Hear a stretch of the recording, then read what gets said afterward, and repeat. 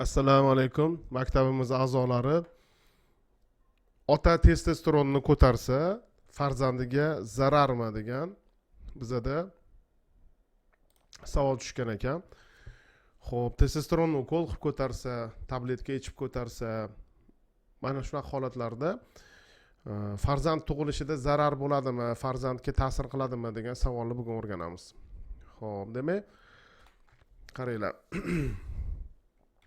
Mana bu yerda testosteron ukolini qilib farzand ko'rish va testosteronni ko'taradigan estrogen retseptorlarini selektiv modulyatorlari degan preparatlar bor. Enklamifen kiradi. Mana shunaqa dorilarni ichganda farzandlarda har xil yomon ta'sirlar kuzatiladimi, shuni sxemasi ko'rsatilgan. Aslida mana bu dunyodagi bitta ham bodybuilder bepusht emas va undan sog'lom farzandlar tug'ilgan. Ya'ni juda ko'p dozada testosteron oladigan erkaklarda ham farzand tug'iladi. Bepusht emas. Bizada bir paytlar mana otlarini noto'g'ri aytayotgan bo'lsam kechirasizlar-ku. Habib akami, Habibulla akami chiqqanlar va ularning farzandlari bor. Vaqtida armen bo'lgan farzandi bor. Bularning ichida bepushlari yo'q. Mana jahon chempionlari bor. Donik deyshadi, Doniyor bir paytlar chempion bo'lgan. Shu Doniyorning ham misol uchun farzandi bor. Aslida testosteron olganda tashqaridan testosteron kirgizilgani uchun gipotalamusdan stop degan signal chiqadi, LGFS ga kamayadi va spermatogenez pasayadi deb xulosa qilingan. Xo'p, katta dozada testosteron olsa farzandga ta'sir qilishi mumkin. Qaysi ma'noda? Spermasini ichida soni kamayadi deb. Lekin bir dona tirik spermatozoid farzandiga yetib borsa ham undan sog'lom farzand tug'ilishi mumkin. Bizning maqsadimiz bodybuilding emas, zamestительный terapiya. Shunaqa testosteron berishimiz kerakki, erkak yoshligidek o'zini his qilishi kerak, ko'payib ketmasin, kamayib ketmasin. Maqsadimiz shu. Shuning uchun bizga kelib testosteron ukoliga, zamestительный terapiyaga o'tgan erkaklarning juda ko'plarida sog'lom farzandlar tug'ilgan. Endi klamifen tabletka ichib ko'tarishga o'tamiz. O'sha klamifen kirmaydi. Bunga barcha estrogen retseptorlarini markaziy va periferik selektiv modulyator tabletkalari kiradi. Demak, bular gipofizda, gipotalamusda estradiol retseptorlarini bloklaydi. Ular qondagi estradiolni qanchaligini bilmaydi, kam deb o'ylaydi.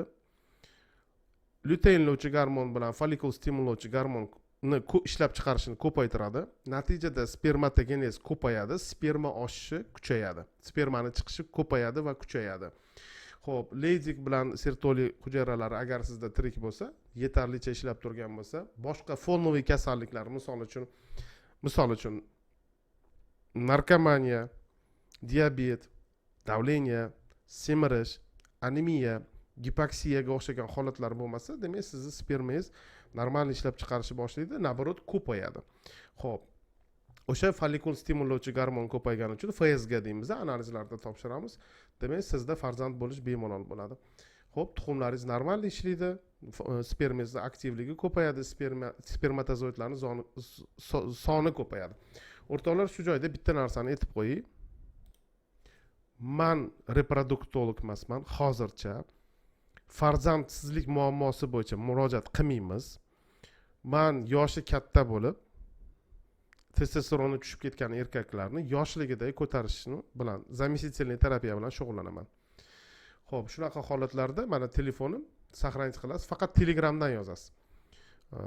Telefon qilsangiz ko'tarmayman. Xo'p, agar kimgadir klinikamiz kerak bo'lsa, mana nomi, mana adresi, mana telefoni, klinikaga telefon qilib ish kunlari, xarajatlar, lokatsiya bo'yicha ma'lumotlar olishingiz mumkin. Yana bitta oson yo'li bor. Mana shu telefon iPhone bo'lsa, prosta fotoapparatni yoqamiz. Agar Android telefon bo'lsa, QR scan degan programma bor. O'shani yoqamizda skanerovat qilamiz. To'g'ri mani Telegramimga o'tadi, savolimizni beraveramiz. Biz prezentatsiyamizga qaytamiz. Xo'p, demak, endi mana prosta tak chiqib, buni ichsa yaxshi, buni ichsa yomon degan gaplarni gapirib o'tirish u vrachga to'g'ri kelmaydi. Maqolalar asosida isbotlab berish kerak. Mana meta-analiz. Meta degani ko'p degani, cheksiz degani. Ko'p analizlarni 2022-yilda yig'ib turib, jamlab turib analiz qilishgan. Andrologiya jurnalida 2022-yilda chiqqan 19 ta tekshiruvni tekshirib ko'rishgan. 1642 ta ishtirokchi bo'lgan. Xo'p, klamifenni bu yerda ichirib ko'rganda testosteronni ko'targan. Testosteron LG FSGsi oshdi deyapti. Gipogonadizm yaxshilandi deyapti и xavfsiz deyapti. Xo'p, keyingisi 2025-yilda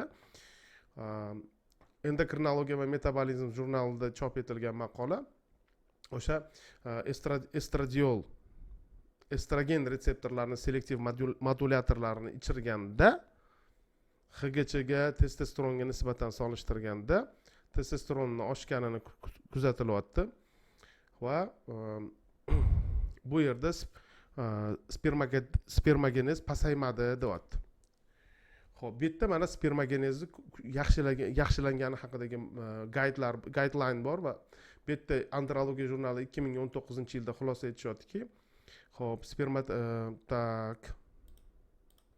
qaranglar, mana klamifen ichirganda, xo'p, indeks fragmentatsiya DNK degan narsa bor, spermogrammani ichida bo'ladi, yaxshilangan. Bu yerda mana xulosa qilyapti 2018-yilda endokrinologlar jamiyati va Amerika urologlar jamiyati 2018-yilda tavsiya qiladiki, testosteronni o'rniga, xo'p, agar farzand ko'rish xohishi bo'lsa, erkaklarda o'sha estrogen retseptorlarini selektiv modulyatorlar ishlatilishi mumkin deyapti. Xo'p, ayollarga ham ishlatish mumkin, faqat off label deyilyapti. Ayollarga ishlatishi qiyin. Tuxumdonlarda ko'pincha kista berib yuboradi. Shunaqa xulosalar bor. Bu sharti sizni tuxumlaringiz ishlaydigan bo'lishi kerak. Ko'pchilikni tuxumi ishlamay qoladi. Ma'lum bir yoshga yetganda farzand xohlaydi. Eko XY qilishga to'g'ri keladi. Xo'p, ota klamifen ichganda farzandga ta'sir qilmagan. Ona ta'sir qilganda, ichganda ozgina ta'sir qilgan. Shuning uchun otani klamifen ichishi yoki testosteronni ko'taradigan boshqa tabletkalarni ichishi farzand ko'rish uchun bezarar hisoblanadi. Xo'p, bu yerda letrazol degan dori bor, bilasizlar, estradiolni bloklaydi, aromatazani ingibirlaydigan dori. O'shani ichirishgan, klamifen ichirishgan. Klamifen ichgan odamlarda asoratlar kamroq kuzatilgan, paroklar kamroq kuzatilgan. Xo'p, xuddi ayollarda ham tekshirib ko'rishgan shu narsani. Endi biz ayollarga ichirmaymiz. Demak, savolimizga javob: ota klamifen ichib yoki boshqa testosteronni ko'taradigan tabletkalarni ichib testosteronni ko'tarishi farzand ko'rishga uchun zararli emas.